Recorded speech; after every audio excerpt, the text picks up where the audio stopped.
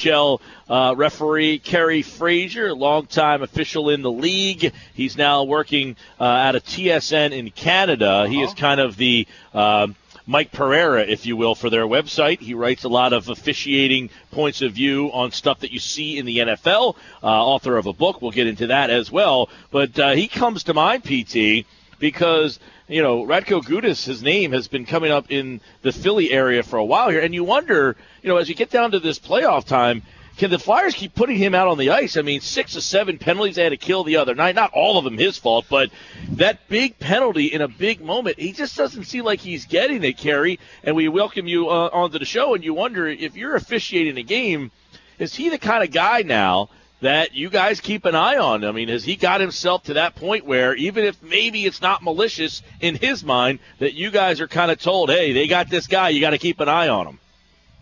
Well, there's no question, Mike. Thanks for having me, both you and Pete. But I must tell you that Radko Gudas has been the subject of a couple of my columns recently, and he is a guy that the referees are watching closely. That was evident. Penalty was assessed the other night.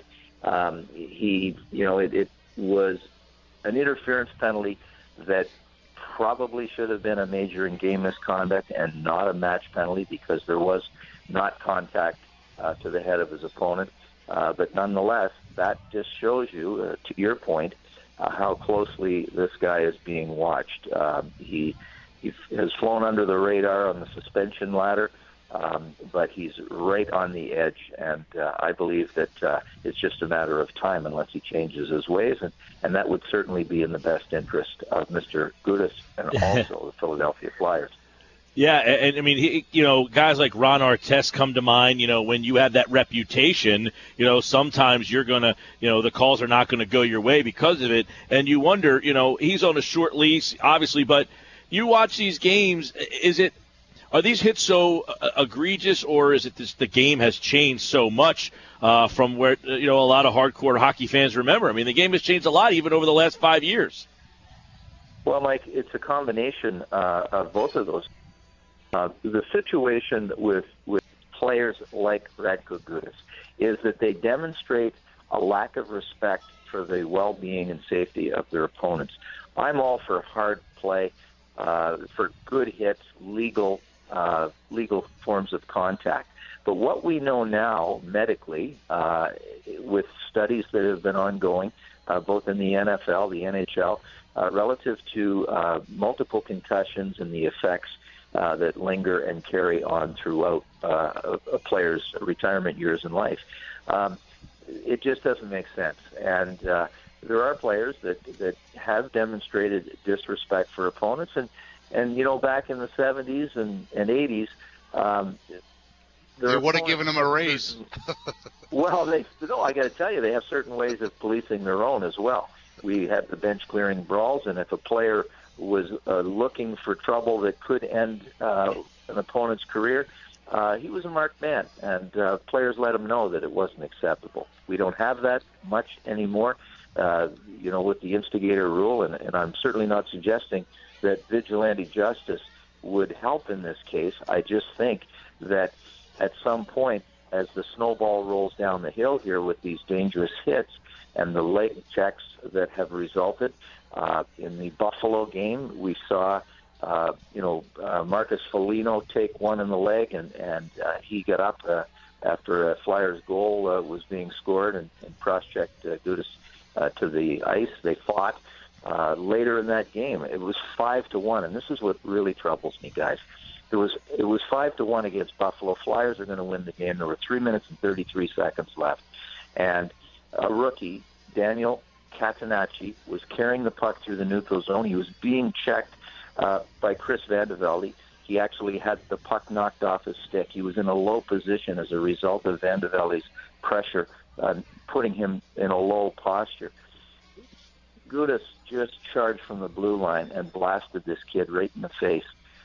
He escaped a suspension because of the lowered posture of his opponent. But that's what I'm talking about. It was needless. There was no sense to it. It didn't affect anything other than injure a player that was vulnerable.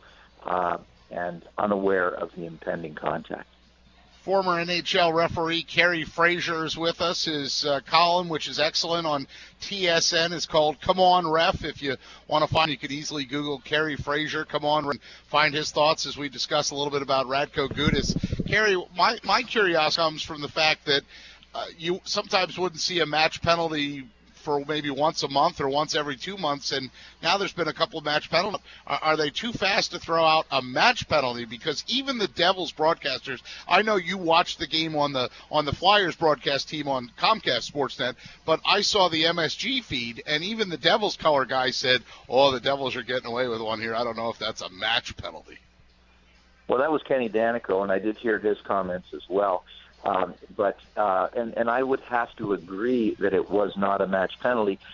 See, the problem with the illegal check to the head rule, when it was first put in, the referees did not want a major penalty as part of the menu, if you choose to look at it that way. All they would want to call is a minor penalty for an illegal check to the head, or in the most severe cases, a match penalty where it appeared as though the player intended to injure his opponent. So there's a real fine line there, but a big gap.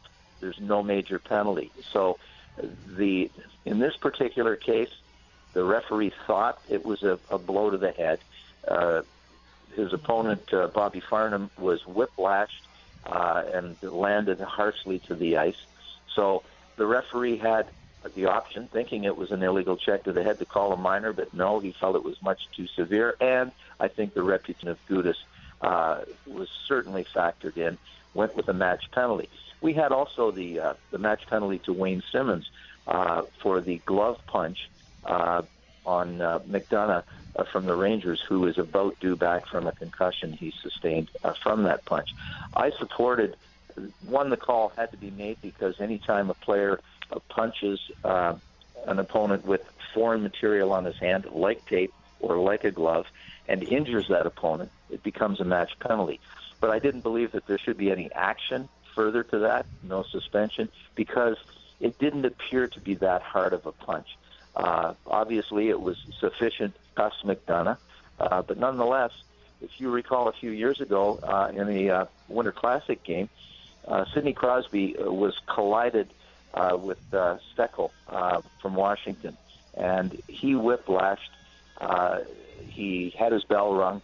He finished the game, played out the rest of the game, and then on the very next game back from that Winter Classic was against the St. Louis Blues, and he was just put into the glass, the end boards, I would say lightly. It was nothing. There was no hard impact with the boards, but it was the domino effect. He had been concussed previously.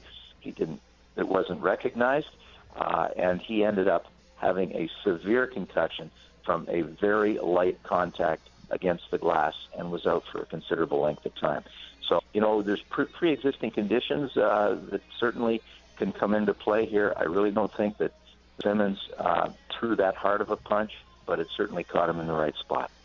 Kerry Frasier, our guest, and you certainly don't have to tell Flyers fans about the word concussion. Eric Lindros, Keith Primo, names that come up when you think about athletes whose careers were cut short because of concussions. Kerry, almost 2,000 games refereeing, 30 of wearing the stripes. The book is excellent. It's The Final Call, Hockey Stories, Legend in Stripes. It's now out in paperback. I know that because I bought a copy for my girlfriend's son. Wasn't going to give him the autographed copy that I got from you personally, which is awesome. Maybe tell people a little bit about some of the stories in the book, and maybe tell them who wrote the foreword.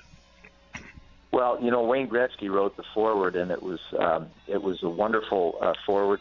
Oftentimes, I was told by his business manager that he would have someone write it for him. He would proof it and add it, doctor it up as he wished. I was told that in this particular case, he spent considerable time writing the whole thing. And it was wonderful. But anytime you do something over a 30-year career, no matter what it is, that last day on the job, guys, is something that is emotional. And my final day on the job was the most meaningful game of the season in 2010. It was in Philadelphia against the Rangers for the final playoff spot that year. They were tied going into the game. Whoever won it was going into the playoffs, and the other guys were going golfing. Well, this one ended up in a shootout. What a way to finish. Brian Boucher bested Henrik Lundqvist in the shootout. The Flyers won. They went on to the Stanley Cup final and lost in 6 against the Chicago Blackhawks. They had a great run, but it all started with that final game that I had, which was 2,165 games between regular season and playoffs. So wow. I share a lot of great stories, behind-the-scenes stuff.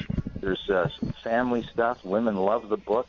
It shows a human side to the officiating, and it also shows that there were times where I had to be the morality police, not just enforce the rules, but when things went below the line, whether it was trash talk from players, there's some situations in there that people would never recognize. Battles with Theo Fleury, and a great finish to the story when he needed my help, when a player trash talked him once he had signed with the New York Rangers as a free agent for $8 million a year. So there's a lot of stuff in there that people will find, hockey fans will love. But again, it humanizes the officials. I think it shows that we're not somebody that just show up and really try to screw up the game. We try to make it better. Well, Kerry, we had Steve Coates on earlier. He says, tell him that we remembered we started in the International League together back in '73. That's true. I mean, Coatesy, he's a great guy. He's a wonderful personality, very knowledgeable. And back in the 70s, when we started together, I'll tell you, the hockey was really tough. The bench-clearing brawls and all the things that went on. The Broad Street Bullies were a part of it, and that's really, I think, when Philadelphia fans gravitated to the game. There's still characters within the community. The old Broad Street Bully players, their alumni does terrific things within the community. But that was one of the reasons that we moved here from Canada when we selected a place to relocate to from Sarnia, Ontario, hometown, 60 miles north of Detroit. We considered Boston, Hartford. But Philadelphia had everything that we were looking for. And one of the primary things was it was a hockey community. The community embraced the players, whether they were current Flyers or former Flyers that retired or even were traded away and came back here. It was a great endorsement for the area, and we wanted to be part of it. Kerry Frasier, a longtime NHL referee, TSN in Canada. He covers the league up there as 96 World Cup of Hockey, the Winter Olympics in 98, 2 All-Star games, the 2010 Winter Classic, a great resume and a great book for more stories. And, Kerry, we appreciate you spending a couple minutes with us here on the show. Well, guys, thanks so much, and continued success to you as well. Thank you so much. And, PT, hopefully if the Flyers make a playoff run here, we'll have some calls to tap into him for that go the Flyers' way, maybe. Right. He could be like our Mike Pereira guy, like you said,